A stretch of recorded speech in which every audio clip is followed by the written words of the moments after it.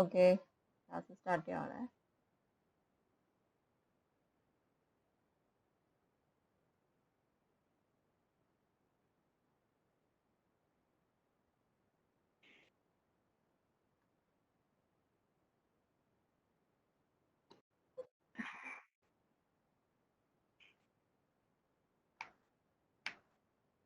Okay, hope you can see the slides. Yes, ma'am. Okay, so today we are starting the first chapter of our semester, food safety and quality assurance. That is the paper which I am going to teach you. So the first chapter is food safety basics.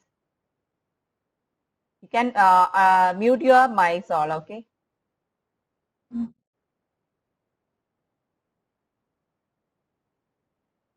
So in this chapter, first we learn what is food safety and what is its importance.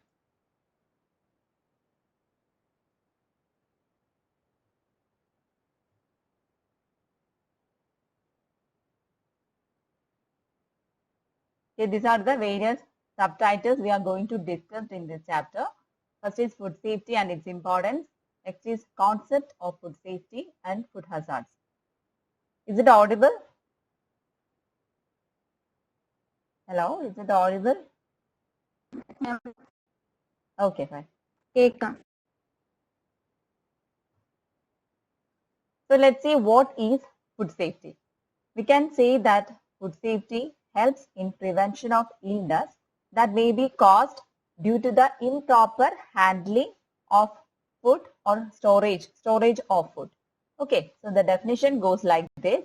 Food safety refers to the proper handling, cooking and preservation of food in order to protect people from foodborne illness caused by microbes such as bacteria, fungi, parasites and viruses.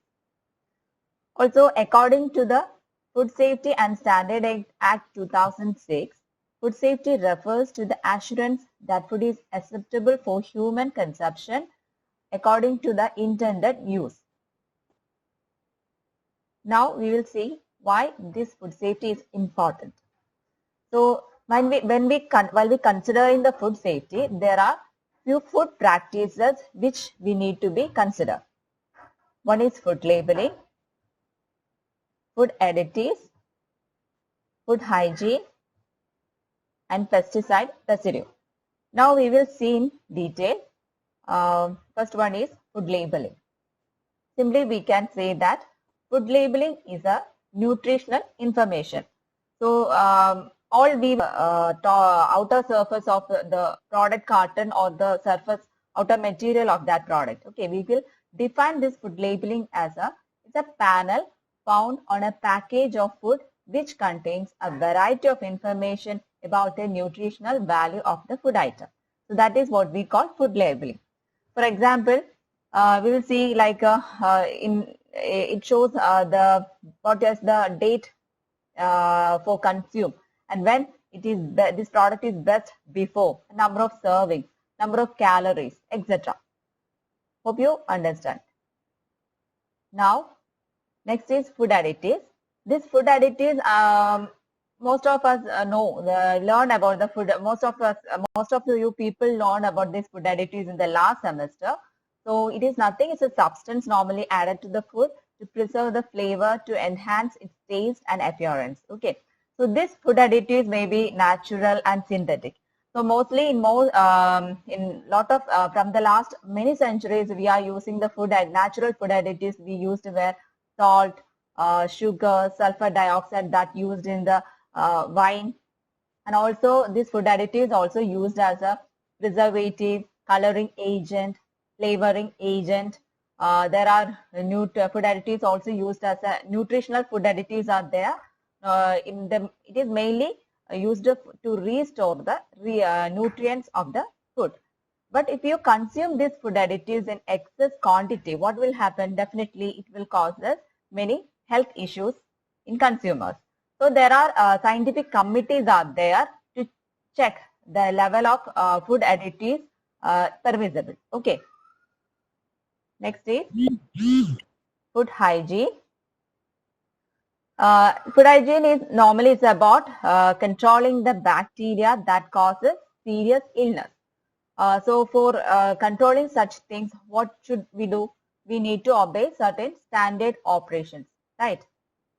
So here are, you can see there are four main C's. When we take the food hygiene, there are four main C's will come under this. That is, first one is cross contamination, cleaning, and chilling, cooking. Okay, so let me explain each. The first one is cross contamination. What do you mean by cross contamination? It is nothing. It's a spreading of bacteria between food and workspace or food equipment. Okay. So normally for that is, for example, we can say that if you bring any raw food directly to the contact with a processed or a cooked food, what will happen naturally? There will be transferring of bacteria will happen, and it will causes many health issues in later. So the cross contamination is a very important. To prevent such condition, what should we do? We should make sure that our workspace is clean. Okay, and also the person who is going to prepare food should wash their hands thoroughly. Then also we should provide separate storage area and a workspace. Also we need to provide the cleaning materials like a mop, cloth separately. Okay. The most important thing is the person who is responsible in this session, he is able to ignore or prevent such contamination. He should know how to prevent such contamination. Okay. Now, next point is cleaning. So cleaning, actually effective cleaning is very important to get rid of the growth of bacteria. Okay. So if we provide a good cleaning, what happens? The growth of bacteria can be controlled. Now next is chilling. So proper chilling of a certain food is very important to stop the growth of bacteria. Some kind of food we need to be chilled before for the safe use. Okay. So we need to check our storage facilities and we need to cold storage. We need to check regularly our cold storage and the display setting regularly whether it is cold enough. Now next is cooking. The last C is cooking. So an effective cooking is essential for killing the bacteria. Okay.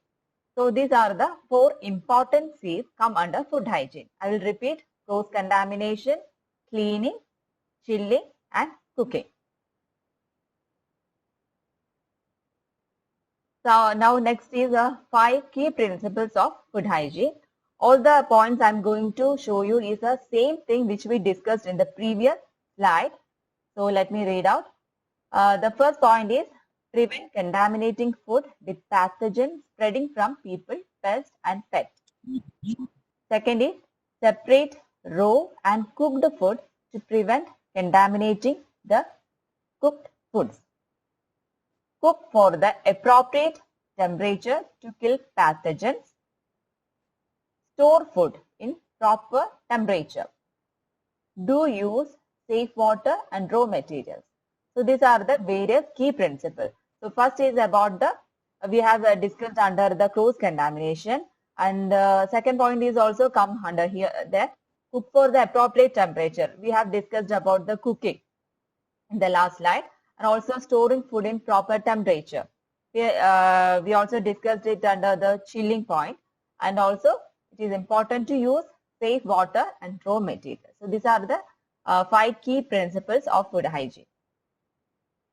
Next is pesticide residue. This is the next food practices which comes under the food safety. Now, actually we are discussing about the various food practices comes under the food safety. Okay.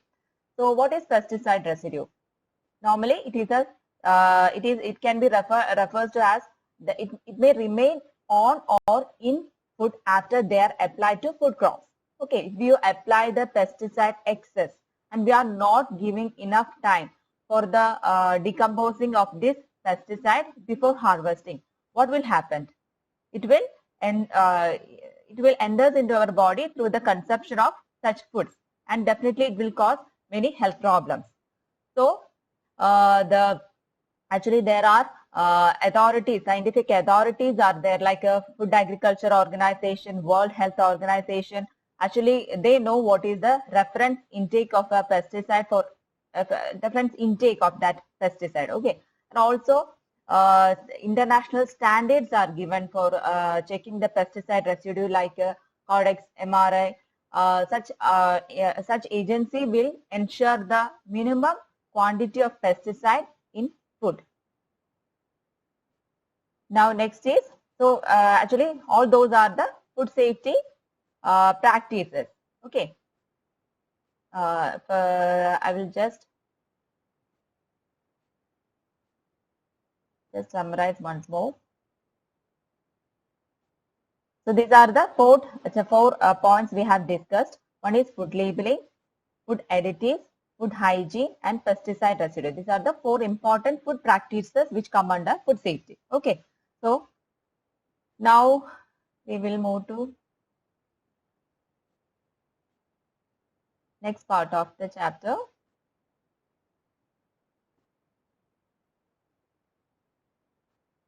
Is the basic quality concepts of food safety. So what are the basic quality comes under the food concept? One is toxicity, another is hazard. So let's see what is toxicity. It is nothing. The toxic substance or poisonous substances which is produced by the microorganism like virus, bacteria, mold on the surface of food, and it will definitely cause harmness to the consumers. So that is what you mean by toxicity. So some few symptoms of the food poisoners are, we know, like a nausea, vomiting, then diarrhea, headache. So such symptoms will produced by this condition. Next is hazard. It is a relative probability that harm or injury will result when substance is not used in a prescribed manner and quantity. Okay, so now in next slide we will detailedly see what is food hazard. So we can define food hazard is anything present in food with the potential harm the consumers either by causing illness or injury.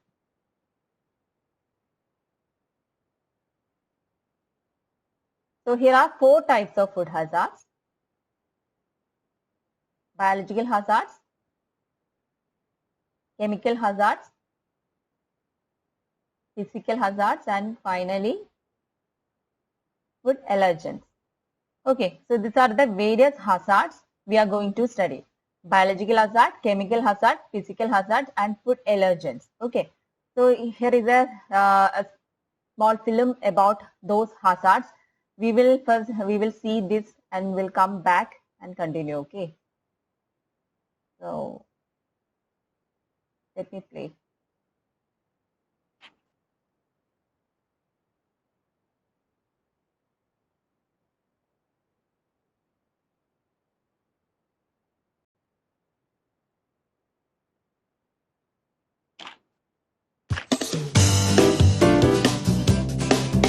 If the sound is audible, hello? Yes, ma'am. Okay, fine.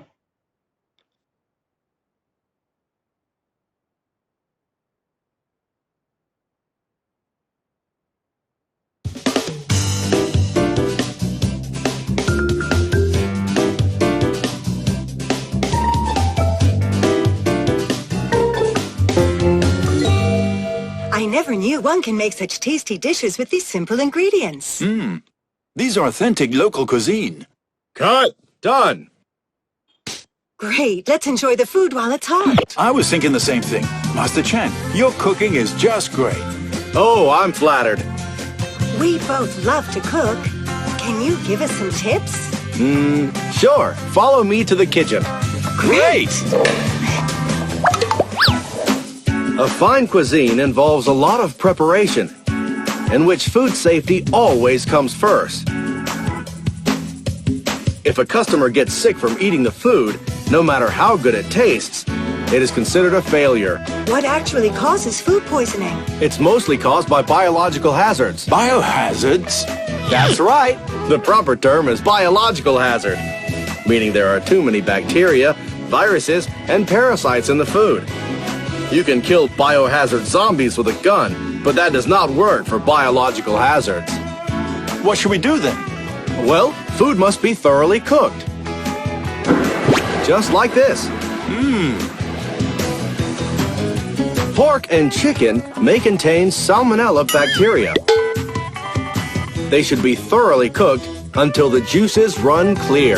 Oh, how about shellfish? Shellfish may carry the hepatitis virus. Cook them until the shells open and then continue for a further 3 to 5 minutes. For pork liver, whether you're boiling it or stir-frying it, You should cook it for 3 to 5 minutes in order to kill the hepatitis virus. So it takes longer to cook than meat? Correct. Yes, we need to kill the bacteria and viruses. That's why it takes more time. Right. Thoroughly cook the food. In order to reduce the risk of biological hazards. Got it. Wow, prawn salad. Can you save some for me? I'm just going to throw this away. Oh, what a waste. It looks and smells fine to me. Bacteria replicate rapidly in food that has been left at room temperature for some time, and the number will increase exponentially. Bacteria grow really fast at room temperature, so do not refrigerate perishable ready-to-eat food that has been left at room temperature for over 2 hours. They shall be consumed quickly. Throw away those that have been left at room temperature for over 4 hours, as they are no longer suitable for consumption. What a waste! Master, how to store food so that the bacteria won't grow so quickly? we must pay attention to the food storage temperature. Hot food should be stored above 60 degrees Celsius. Chilled food should be stored below 4 degrees Celsius. Frozen meat should be stored at an even lower temperature, or below minus 18 degrees Celsius. But safe storage temperatures do not necessarily kill bacteria. What's the matter? Hey, this way. Have someone clean up this mess quickly. All food must be thrown away. Why? Can't you just clean it up? Foreign objects in food may constitute physical hazard. You can't be too careful. Foreign objects? Physical hazard? What does that mean? Well, that means that objects that can hurt customers or affect their health are present in the food, such as broken glass. Iron wire, rubber bands, buttons, and plasters as well. How about insects? If I found a cockroach in my food, I'd be traumatized. Although people won't be hurt physically, that is unhygienic. If by any chance a customer takes down a cockroach along with the food, it'll hit the news. Don't worry, we do regular pest control. All in all, if we take caution in the kitchen, we can reduce the risk of hazards in food. You're right. These vegetables have just been delivered. Have you soaked them in water?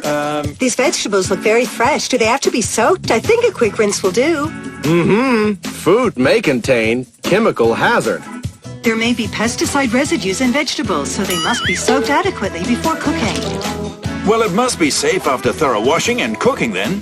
Not necessarily. Some chemical hazards in food cannot be eliminated by washing or cooking. For example, natural toxins found in green or sprouted potatoes cannot be destroyed by cooking.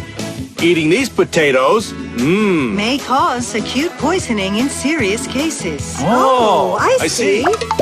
Biological, physical, chemical. With all these hazards, there must be a lot of food that we can't eat. if you handle food properly, the risk may not necessarily be high after all. Let's take eggs as an example. Sunny-side-up eggs may contain salmonella, which is a biological hazard. There is a high risk of getting salmonella from eating undercooked egg yolks. Right. To reduce the risk of food poisoning, simply kill the bacteria by thorough cooking before consumption. Bingo! Hey, I'm starving. Let's eat. These dishes have been left on the table for some time. Are you sure you want to eat them? Let's go inside and I'll make you something to eat. Okay, Great. come on, let's go. Hey, So that's all. So anyone can say what you understand from this video? Atira? Hello. Ma'am Yeah. Clear ആയില്ലായിരുന്നു. Ah. ആദ്യം physical ഹസാർഡ്സിനെ കുറിച്ച് പറഞ്ഞ് അത് raw materials non living ആയിട്ടുള്ള എന്തെങ്കിലും components, പിന്നെ കെമിക്കൽസിനെ കുറിച്ച് പറഞ്ഞ്, പിന്നെ ലാസ്റ്റ് ബയോളജിക്കൽ ഹസാർഡ്സിനെ കുറിച്ച് പറഞ്ഞു. അങ്ങനെ കുറച്ച് Biology. So, okay, we will see in detail. Do you want to replay the video? No, ma'am. Okay. Okay. So we will see in slide. Okay.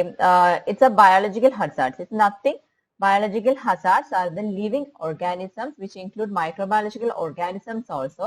All those microorganisms is associated with food, and that will causes diseases, which is termed as foodborne pathogens. Actually, there are two types of foodborne diseases, like infections and poisoning. So in left side, you can see a picture, which is a visible biological hazards in food. In picture, you can see fly, worms, cockroaches, caterpillars, weevils. So it will produce some substances on food, and these chemical substances will cause harmful to the consumers. Okay. So that is simply what you mean by biological hazards. Next, it's a chemical hazard. So what do you mean by chemical hazards? Those are chemicals that is intentionally or unintentionally added to foods. Okay. For examples like a pesticide, chemical residues, toxic materials, polychlorinated biphenyls, preservatives, food colors, and other additives. So these are the various chemical categories which causes hazards. Okay, you can see in picture also invisible chemical hazards in food. What are those hazards causing agents like pesticides, veterinary residues, non-permissible food additives, excess of permissible food additives, adulterants, and cleaning chemicals. So all those are considered as chemical hazards. Next is physical hazard. Physical hazard is nothing. It is the presence of physical materials such as hair, stones, then plastic items, nails, all those things that will definitely cause illness or injury to the consumers. So you can see in the picture also, there are the materials which causes the physical hazards include hair, stones, stems and seeds, bone, fragments, feathers, matchstick, jewelry, nails, nuts and bolt, strings, jute fibers, button. So all those things will causes physical hazards. Okay. Now next is the food allergens. Food allergens, we didn't see anything in this that video because it's the newest food safety hazard. It is nothing.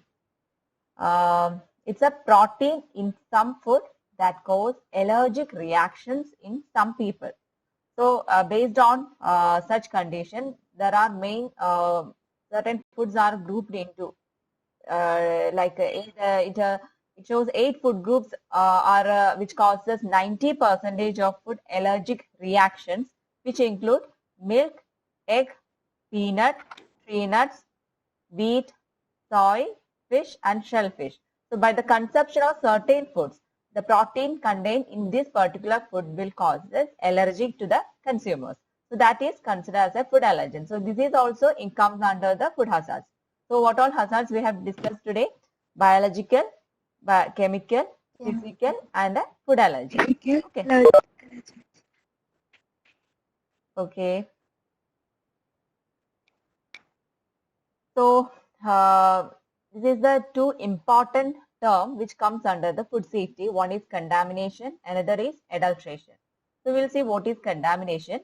It is the presence of harmful or objectionable foreign substances in food such as chemicals, microorganisms, dilutants before or during or after processing or storage. So what is contamination? It's a harmful or which is not an acceptable thing to consume. It may be a chemical, it may be a from the microorganism or dilutant. Okay. At what time it is happening such contamination, especially before or during or after processing or storage time, such such process will happen, and that is what we call as contamination. Now we will see what is adulteration. I hope you have learned adulteration in the last semester. Now the adulteration is nothing. It is an intentional or accidental addition of impure or cheap or unnecessary ingredients, and it will alter the properties and composition and quality of the food, and it will causes many health issues in the consumers. So these are the two terms now we should understand in this food safety. One is contamination and adulteration. Okay. Now finally we come to the conclusion. So we can conclude the chapter as a food safety is related to the presence of and levels of foodborne hazards in food at the point of consumption. As food safety hazards may be introduced at any stage of food chain, adequate control throughout is essential. That food safety is a joint responsibility of all parties participating in the food chain. So it is important for the business enterprises or any food management system. The owner should offer the food by its quality only rather than the cost. Okay. So the food safety, and also last few weeks, especially in this lockdown time, we are seeing about what these food safety people are doing, isn't it? They are in the normally they are checking the quality of goods and whether it is suitable to consume. Otherwise, what they will do, they will dispose all those things. And I hope you will see certain news in the last few weeks in newspaper also. So, so that's all about our first chapter. So these are few books you can go through. It is available in online. So all these books are written by the foreign authors. Okay, the first is the Food Safety Information Handbook, that is by Cynthia A. Roberts. And there is another book from Ronald and Gary. It's a Food Safety Handbook. And Yan C. Shaw, his Food Safety, the Science of Keeping Food Safe. So all those foods are available in online. Now there are a few Indian books also available. One is Food Safety in the 21st Century, Public Health Perspective by Rajul Kumar, Pooja and Amarjit. Another book, Food Safety and Human Health by Ram Lakhan and Sugandha Mondal. And another book, Food Safety Made Easy by A. Govindan. And another book, Food Safety Management, a practical guide for the food industry. That is written by Yasmin and Hub. Okay, so these are a few books which is available online. So you can check for the further reading and make notes also. So that's all.